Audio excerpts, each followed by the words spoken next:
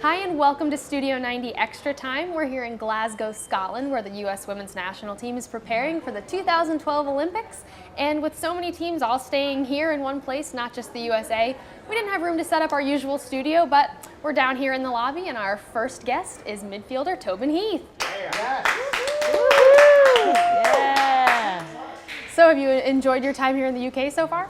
Yes, it's been a little bit colder than I would have expected, and the weather has been fairly unpredictable, but everything else has been perfect. The fields are great, the facilities are great, so yeah, it's been pretty good so far. So everyone knows you love watching soccer, you love following soccer, you love watching all the games from over here in Europe. I know you're a big Arsenal fan, and the team won't be playing in Arsenal Stadium, but you will get to play in Old Trafford, Hampton Park, all of these really cool, historical, famous stadiums. How excited are you to get to play there?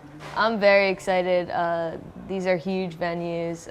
The tradition of soccer over here, or football, is incredible. The stadiums we're playing in our group stages are very iconic venues. And yeah, I think it's just an opportunity of a lifetime. You got your first glimpse of Hampton Park the other day when you went and got your credentials. What was that experience like? Yeah, I kind of snuck up to the bathroom and got a sneak peek of the field, and it was just really peaceful, and just getting to see the venue without anybody in it and just see the pitch without anyone on it. It was just kind of surreal and perfect, and it kind of started my whole Olympic experience. So you've been playing on the women's national team since 2008, and your role has changed a bit since you first started. You're starting more games now as opposed to coming off the bench. How does your mentality change going from a reserve to a starter? Yeah, I mean, I won't complain too much about that. It's been nice. I think you have the same mentality. I mean, even in training, even though you're a reserve, you're still training as if you're a starter. And I think you always have to have that mentality, because at any point you can be called upon to play and to perform for your team. So I'm thankful for the opportunities I've gotten so far, and I hope they continue.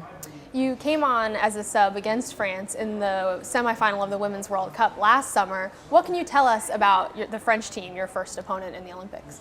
Yeah, they're a great team. I was very impressed with them. They're new, and they're growing, and they're ambitious, and I think that's something that we have to be aware of, and I think we know the potential they have, so we're very serious about our preparation going into this first game. So we've been airing this back home series with the women's national team players. Yeah, back home. The first two have already aired. Alex Morgan, Diamond Bar, California. And we wanted to do a series with you back home, but we realized that you don't really live anywhere right now. Can you explain? Yeah, I'm a big fan of those back home videos. I find out a lot about my teammates through them. For instance, Alex Morgan's fascination with tadpoles, that was a new one. And I never knew she was a tetherball champion. I know she claims to be champion in a lot of things, but tetherball, I never expected that one, but I don't doubt it. Anyway, back to me.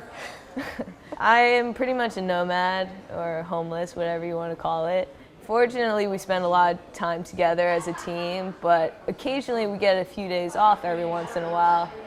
And I guess at that point I just figure out where I want to go. And it usually ends up with me sleeping on a couch or visiting friends or family. Where do you keep all of your stuff? Is it kind of spread out, or is everything you own just in a couple suitcases?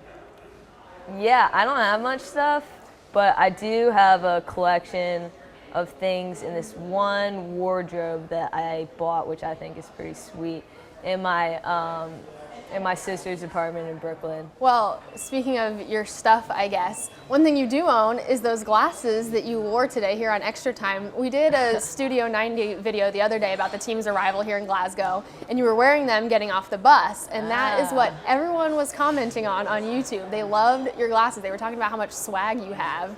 So the question here is, are those real? Do you need glasses, or are they just a fashion statement?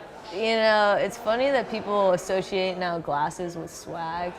It's just strange, but yeah, they're real. Nike Vision put us, like our whole team, through a series of these really crazy tests, and I found out that I had some serious issues that I never knew about. Yeah, they had to fit me for some contacts and stuff like that, and which I wear on the field. And now, yeah, I figured I'd get a pair of glasses as well. Your teammate Kelly O'Hara would like to know, Tobin, what is your current record on the pool table at the team hotel?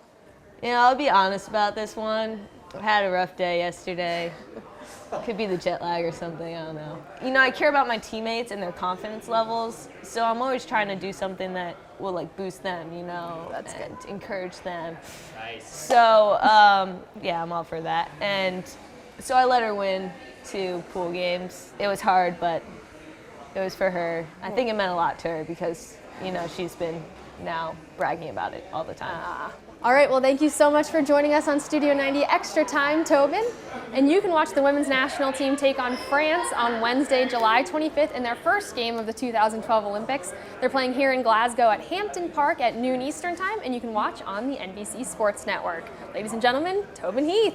Yeah.